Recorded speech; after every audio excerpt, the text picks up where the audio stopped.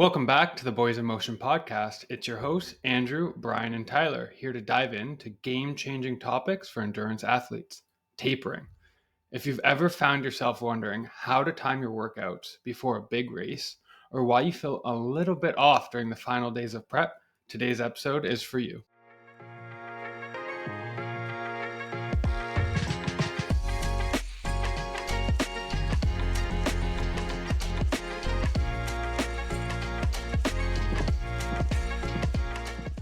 We're talking about one of the most overlooked but yet crucial aspects of your race prep, that taper phase right near the end of the race. It's that final phase where you ease up the intensity of your training and let your body recover and do the rest. But there's so much more than just taking a couple days off. We're going to dive into that. We'll break all that down and explain why tapering can be the difference between crossing that finish line with a nice PR or feeling flat and not good. Oh yeah. Personally, I've always felt a little bit weird about tapering because you've been doing all this work and then it starts to feel like you begin to slack off. But once I finally embraced it, had a really good training plan and it had a clear taper in those final weeks leading up to race day, I noticed my performance skyrocket. And now it's been an essential that I build into any plan and any race. Even sometimes on a weekly basis going into the Mondays for the cycling events, I'll take a little slightly easier on that Sunday just to make sure I can crush it with the guys. So tapering, it really proved to me that rest is an essential part of training. And hopefully this episode will teach you to embrace it too. Yeah, if you look at your training schedule as kind of a triangle where you start slowly ramping up your distance until you hit peak, and then you start to come down. That taper is at that bottom of the peak right before you want that big performance. So your intensity and load is down, and you're doing that in a structured way where you're reducing the volume so that you have that big, huge performance on race day. You really want to do this so that you can let your body recover and adapt to all of that load that you've put it on in the last, 12 to 16 weeks leading up to the event. Yeah. And contrary to the taper phase, which is where you're bringing that volume down, you often have that long build up phase throughout a training block. And I want to give a shout out to an episode we previously did because I think it's an essential for anybody who wants to perform their best race day. And that's focused on how to increase your volume. We did the 7 top strategies that we use to increase our volume. And that's episode 26. So after this episode, check that one out because these are perfect episodes together. So some of the key benefits there to tapering, of course, it helps reduce that fatigue and increase recovery. So throughout that big training block, you're getting tired. I always hear from athletes like that first time they do a training block, they're sore all the time. Well, the taper period is the time where your body gets to repair that muscle for some energy and hopefully you start feeling good on race day. Yeah, I like to treat it as you're just a sponge, just soaking up all that training, all that fitness. Hopefully you get back at it, and even harder, obviously, during the race day. So like you guys were saying, you're peaking. There's a lot of times where in that phase, in that final phase of your build, you actually end up, you're technically at your peak fitness before you start reducing that load into your taper. So yeah, and as you reduce, I think one of the big key benefits of tapering is we kind of have, in my opinion, 2 main things that we have as we're going into race day. And that is 1, fitness, all of that good fitness that you've been building for the number of weeks. And 2 is freshness. So as you begin to taper, you're going to reduce your fitness a little bit. You will lose a little bit because you're not doing the intensity, but that freshness skyrockets. Your legs feel a little bit better and you just feel a little bit more ready and allow yourself to soak in some of that fitness you've been building. Yeah, exactly. And when we talk about freshness, yes, part of it is just like letting your muscles recover because you're not putting on hard mileage. And 2 is actually increasing your muscles' glycogen levels. So this essentially, because you're not always burning as much as you were during the majority of your block, you're muscles will actually fill up with higher glycogen stores, and that will give you more fuel during that endurance event that you're competing in. I think the last thing that really helps me with why I love the taper is all around better race day performance that goes beyond freshness. And what was your other F, Andrew? Fitness. Exactly. So fresh, outside of just freshness and fitness, it's also that psychological piece where during the block you feel like pretty bogged down after a while because you're pushing the mileage so much. Where once you have a few weeks of decreasing mileage, your body's itching to go. And I think that's the final piece of the pie when it comes to hitting that start line with the best possible body and mind, is like across those three metrics. You're kind of 1, 2, 3 ready to go at that start line. For this episode, I pulled together a little piece of research across pretty much everything we're going to talk about. So this is like Professor Brian coming in here. And But science, there was, pardon? science man over here. Science man, exactly. So a article that was released, I think it was PubMed, so the National Library of Medicine, which is in the States.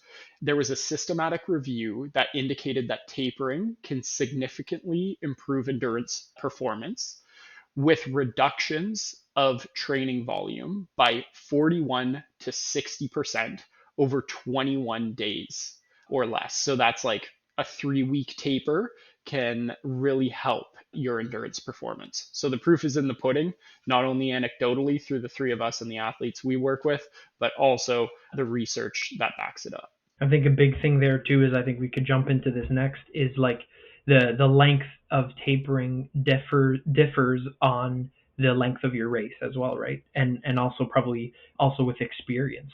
So the length of your taper is let's say a scale based on the variables would be your I would say experience level at that certain race and also the length of the race. So super long events, you'll get more of a structured, slow taper, and then a shorter race and a quick punchy race, you'll probably get a quicker taper, so you have less time to taper and you keep that intensity up for longer.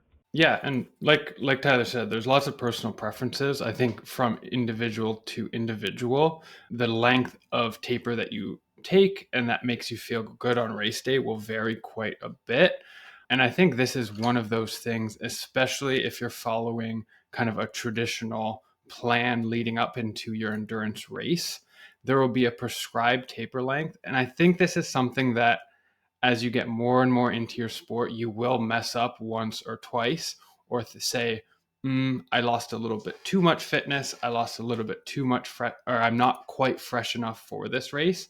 So I think this is something that is really nice to review post race and kind of look back on this taper and say, how can I adjust this for something? Because I think there's definitely not a one size fits all for the taper length. And I like how you say that because a lot of people get to the race, that's the finish line, and they don't care what happened before that, right? But like you said, I think you should analyze everything leading up to it and what really worked for you, what didn't, so you could improve for next time. Yeah, exactly. So customizing, but there are kind of general guidelines, I would say.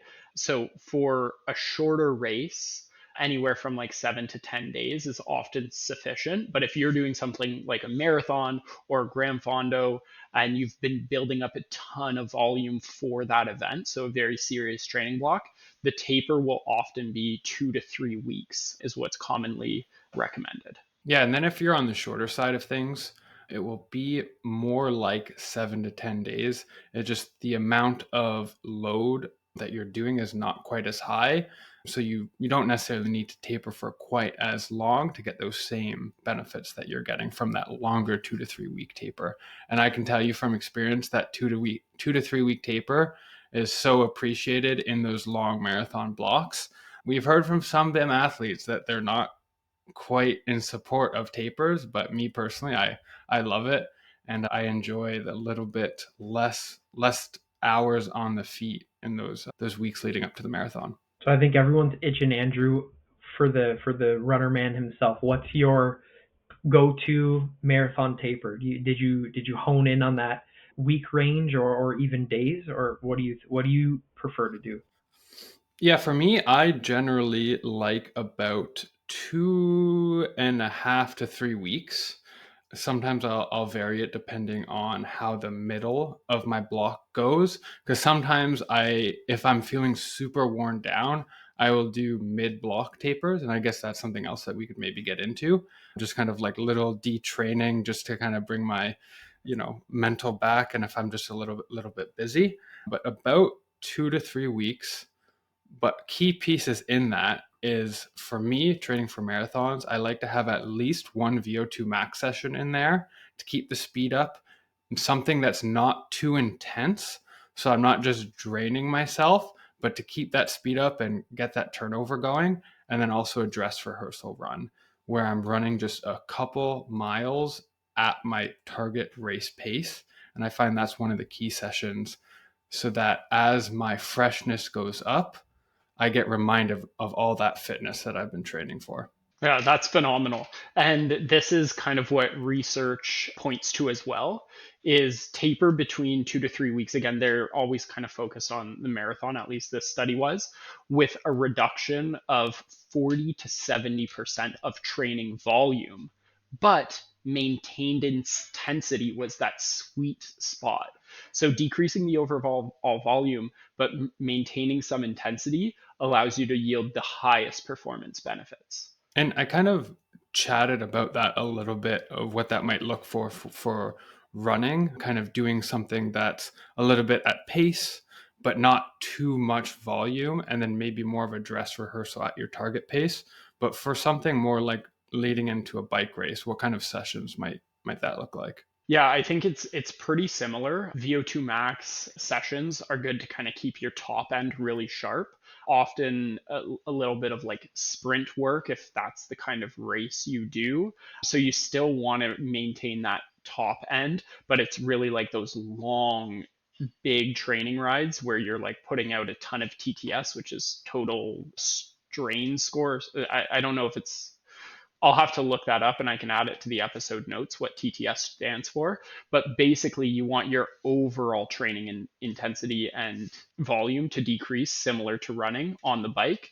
And it's just about, yeah, sort of maintenance and getting the legs fresh. I'm sure Ty for triathlon, it's pretty much the same. Yeah, I just kind of hone in a little bit more on those brick workouts, a little bit shorter, keep the intensity up for the shorter races. For my long distance, actually, I just try to slowly decrease mileage because it's such a long distance race. Your intensity, actually, I think you peak. I was just looking at it about 4 weeks out, actually. So you slowly begin tapering less aggressively about a month out from your event.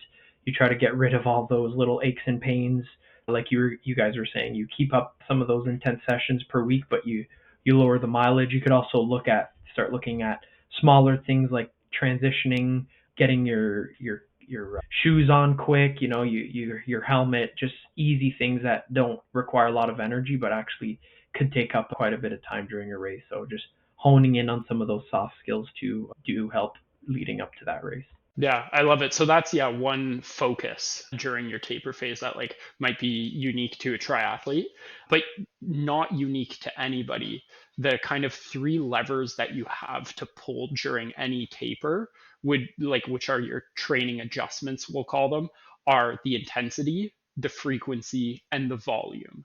So on the intensity side, it's really like how hard are you going, and back to that cycling example, it's really easy because every workout has a TSS score, and that's training stress score, just confirming that. So that's your intensity, but that's also a function of other pieces like your volume, how much you're doing, and then frequency, how many times you're doing. So it's about kind of like adjusting those downwards over the course of that taper period. But What on are some that other?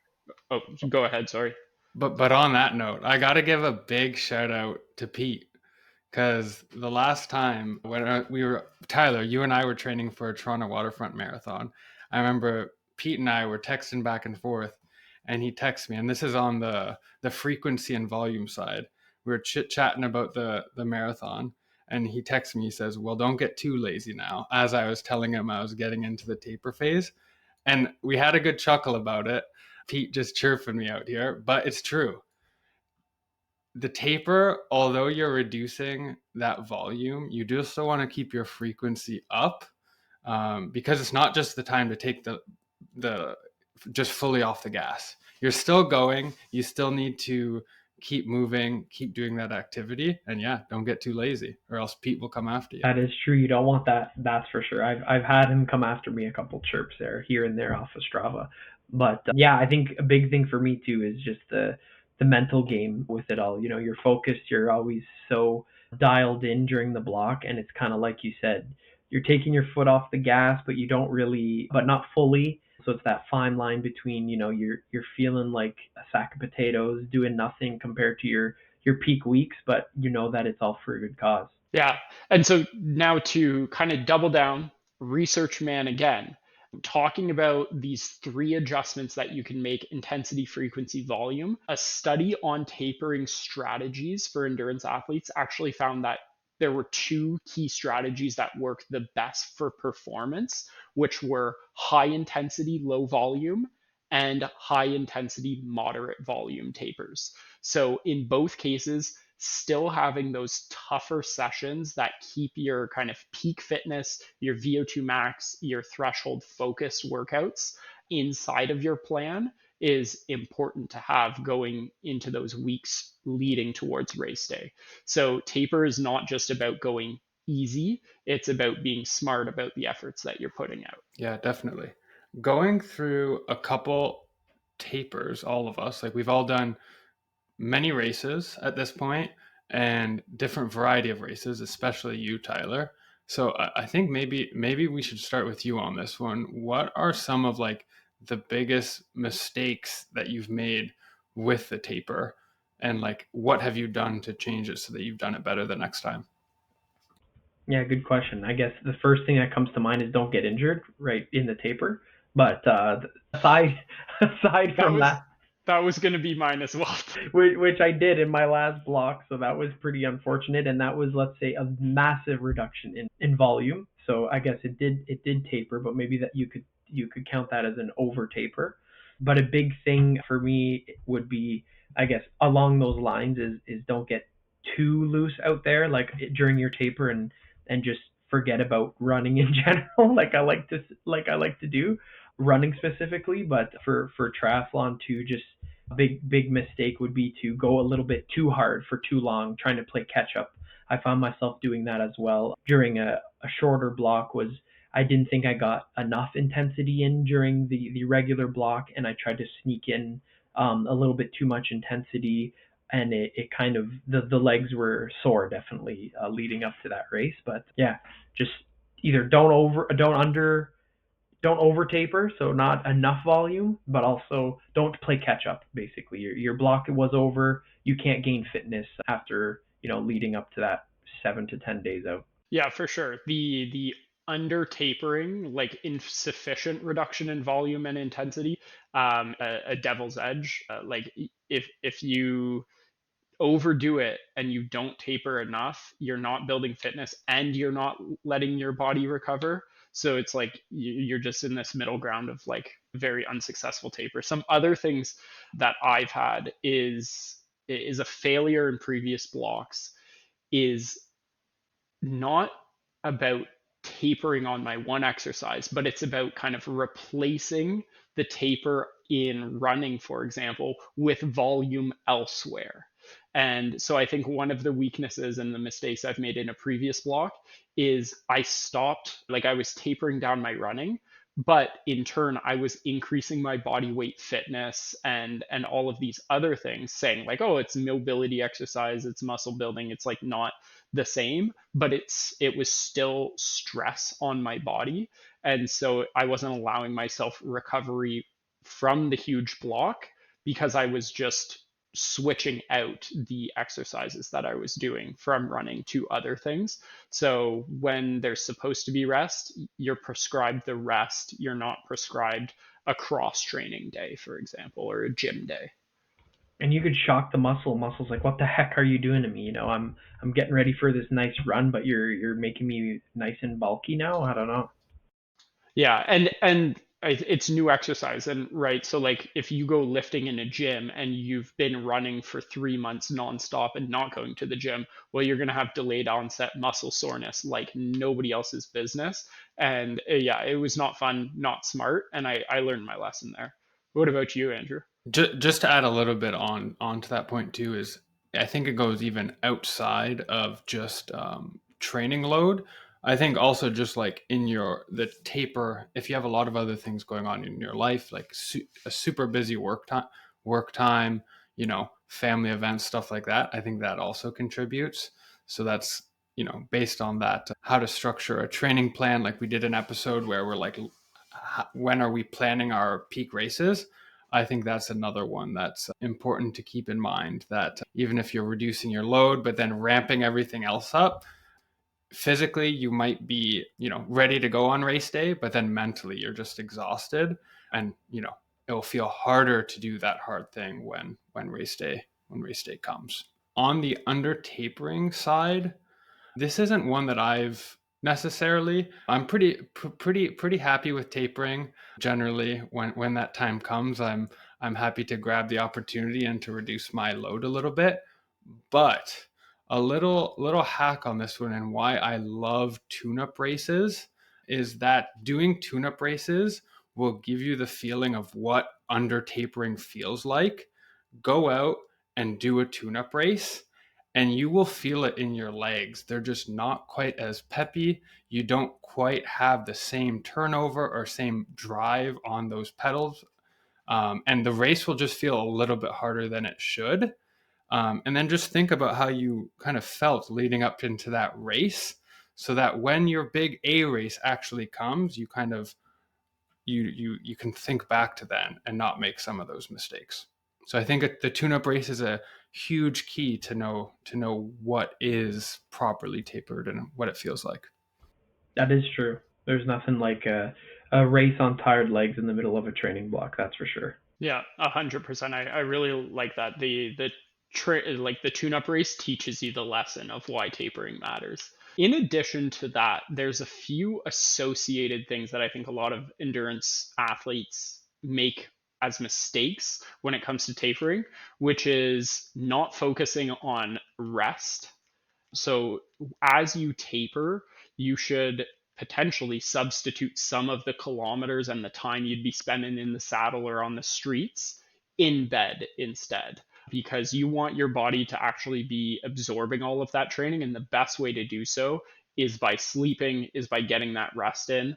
And coinciding with that is fueling your body properly during that taper as well. So focus on your nutrition, get those carbs in, get those proteins in, and eat well so that your body is in the best possible position to tackle that race day. Yeah, I think that's another thing pretty well overlooked is, drop the volume, you drop your diet too, but I think eating well is a big part of recovery, and keeping up with the good nutrients, keeping your protein and your carbs high and good fats is just a very important thing to stay recovered and keep your muscles with the food it needs to get going. Yeah. Now, a question for both of you, like, have you felt any psychological challenges with a taper before? Like, can you kind of talk through that? I know I have personally, and I think it's a plight of a lot of athletes. Yeah, I think especially in that kind of, let's say I do a week of taper and then I'm going into my second week of taper, so I'm about, let's say, a week and a half from my race. I find often the like peppiness in my legs as the fitness just starts to dip a little bit. It kind of demotivates me, where I'm like, I really feel like that fitness and like the quickness in my legs is dropping. And that marathon pace workout for me specifically is really what kind of brings back the confidence. So that's one thing where I think having checks in that taper week to kind of bring you back to reality of like you've been working super hard is super important. And then another one for me, and this is on the measuring piece, is where I'm with the course ecosystem. but it's kind of the same across. I know people use Whoop or Garmin, but the training status, when I have the base fitness score, and when it starts going down, sometimes that has me spooked. And that might coincide exactly when I start getting demotivated, is when I start seeing those negative base fitness points. 100%. I think Garmin's the classic. Thinks you're detraining at all times. You could be the fittest the fittest you've ever been, and it's like, oh, yep, you're detraining. You're what is it called? Overtraining, detraining, or not productive. Yeah, I see unproductive as a meme Unproductive. all the time. Oh Yeah. yeah, always thinks you're unproductive. It's just like, okay, that really gets to me, and it's just like, for some reason, always it just always gets to me, and yeah, big thing is the motivation, and you kind of have a little bit of that imposter syndrome. You're like, am I actually about to do this, or like, was all this like you think you could do it, but you really can't. So you play mental games for sure. Yeah, and that's the key I think for listeners to know is like that feeling of being lazy or unfit during your taper is completely normal. Everybody feels that, and you sometimes have feedback that pushes you to think that as well. So maintaining a positive mindset, talking about it with people, those are the kind of ways that you can get through that demotivation going into race day. Another thing that I often notice is you actually have these like ghost injuries sometimes is what I call them, where you start to think you're injured or you think something's going wrong in your foot, in your knee, in your back, whatever it might be. Just the smallest little thing can completely send your mind spinning. Oh, 100%. You're like, I'm walking down the stairs, like I'm like, oh, this hurts a little bit. Oh, this hurts a little bit. I'm like, holy crap, am I about to just blow all of this because of a stupid injury? It definitely starts playing tricks on you. Yeah, I think during the taper, at least for me, is where, I mean, the injuries, there's nothing you can do about it. That's going to happen, and that will come up.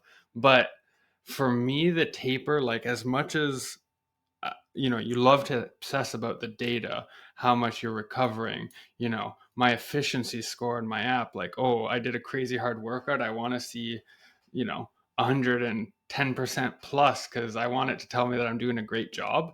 But I feel like the taper, I really need to just do my best to kind of take a step back from everything, just look at my calendar, my nice simple handwritten training plan for the taper, use that as the inputs and nothing else, because or else it's so easy to get into your head.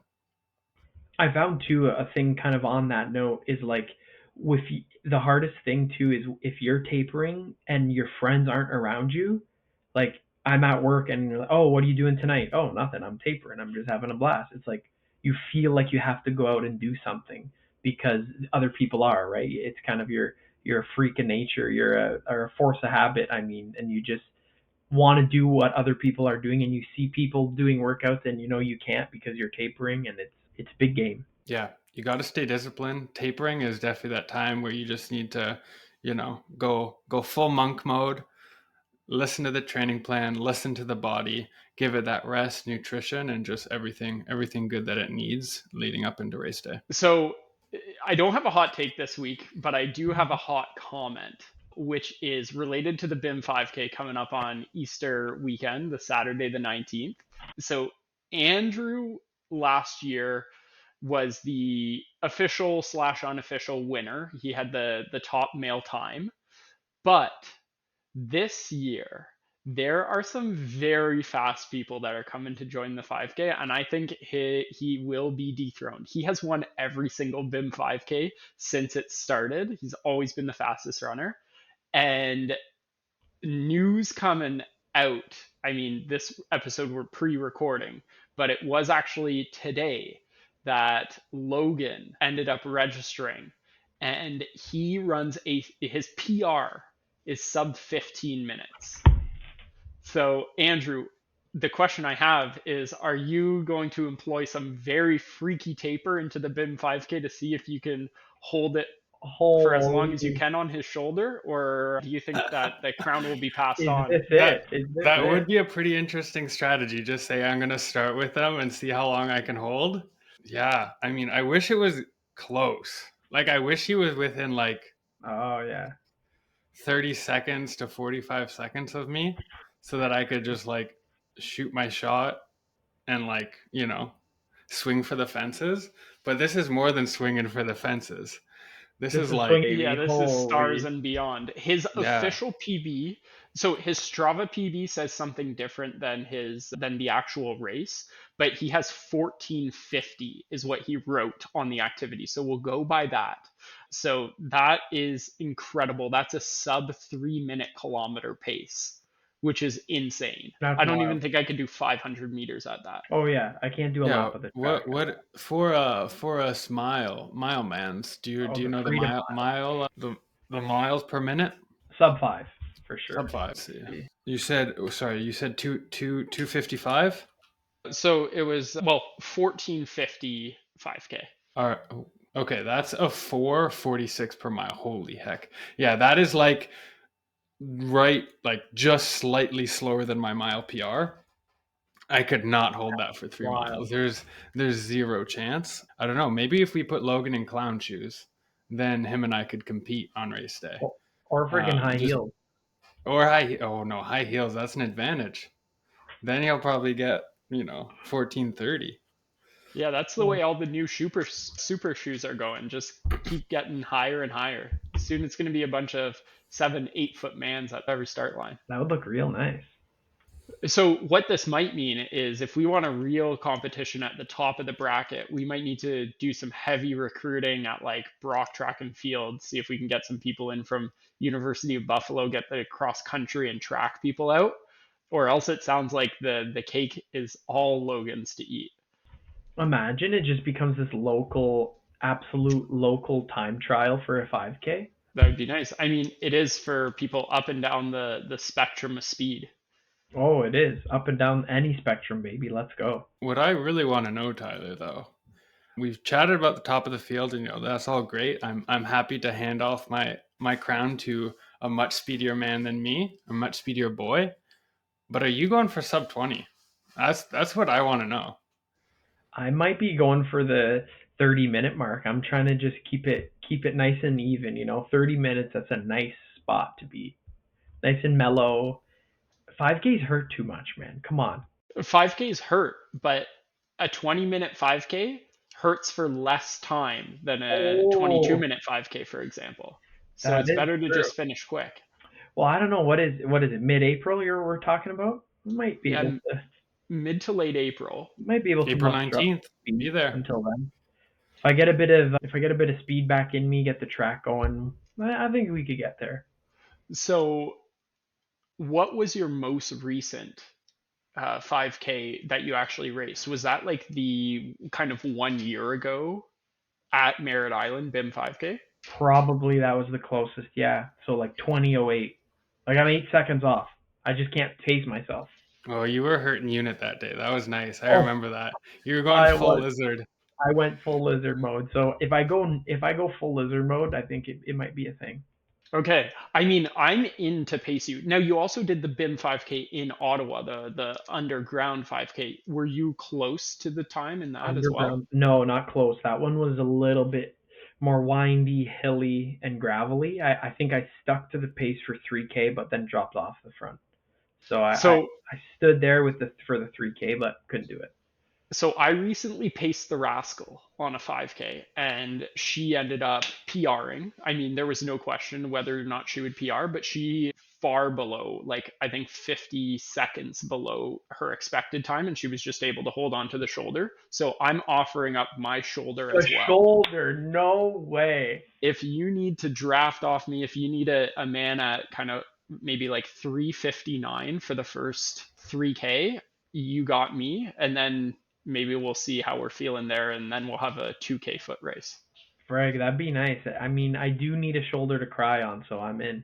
And then if you need an extra kick right at the end, Logan will be coming through and you can draft off him. So it'll be pretty nice. If Oh you my just need god, to I cut can't that even. 8 seconds off last 100 meters. The speed you came by me that one time, I just couldn't even try to stay on your shoulder. It was crazy. I He tried. almost blew, when you have a transport truck coming by and it like blows that wind at you.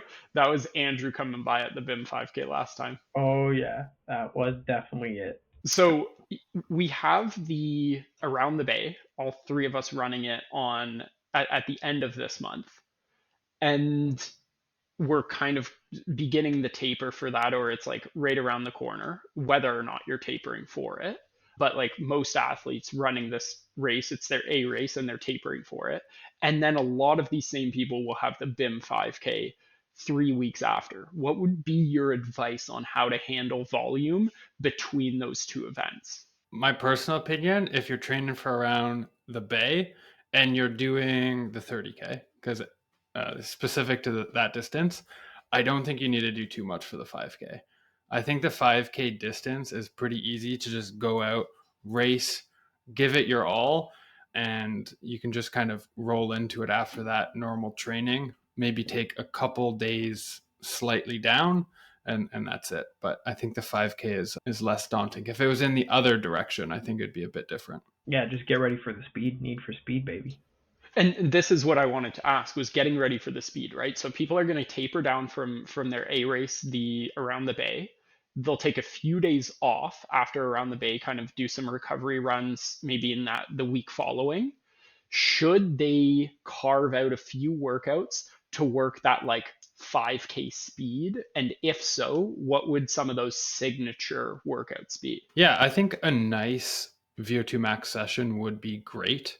I would say nothing too intense, nothing too crazy that it's going to drain you. Because again, like I think it was Tyler, you said earlier on, in that 3 week taper, there's no fitness to be gained. But I think something like a nice, like a classic, like easy VO2 max session for me is 9 miles with 5 by 600 meters at about 5K pace, maybe a little bit faster, but kind of in that 5K and maybe 5 seconds quicker than 5K pace would be a great session to toss in kind of right as you come back, just to kind of get those legs turning and kind of give you that feeling of what going that fast feels like.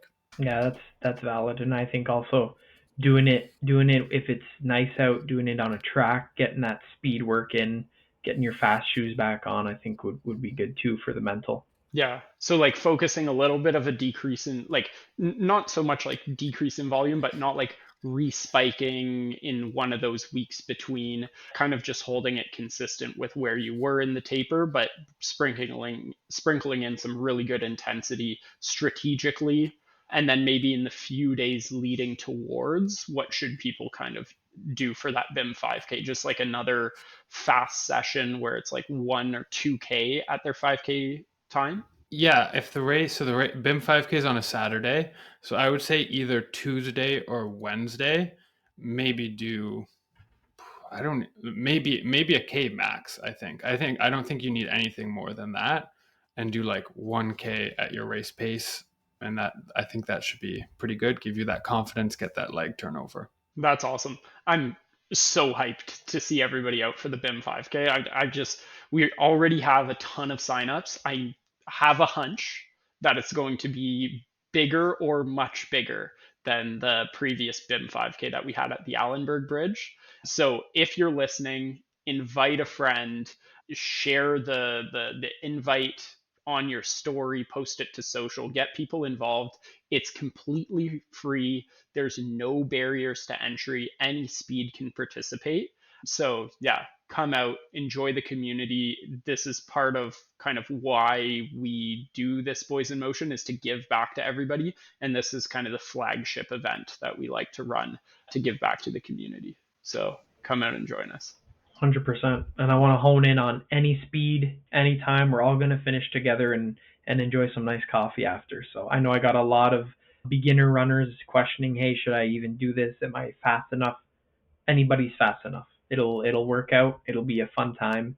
And hopefully the weather cooperates with us on Easter weekend. We might even see a couple Easter bunnies out there. And the best thing of all is the prizes aren't just for the top finishers. We'll also do some random draw prizes. So there's a chance for anyone to get some nice fuel for your next races, which is always nice to keep you carved up.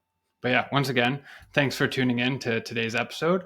We hope that now you have a clearer picture of how important tapering is and how it can supercharge for your race day performance, maybe around the Bay or maybe the BIM 5K. And whether you're tapering for a big race or just trying to nail your training, take this advice with you. And don't forget to follow us on social media. Join our Strava club if you're not on there already. We post some posts there. We had created our event.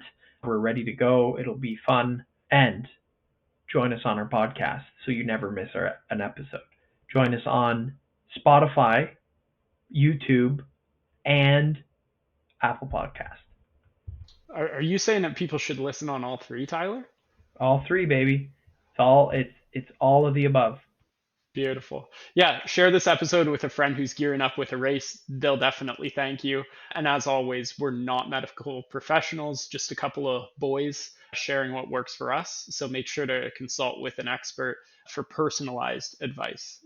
Now it's time to trust the process, go crush that taper phase, and get ready for your next race. See you there.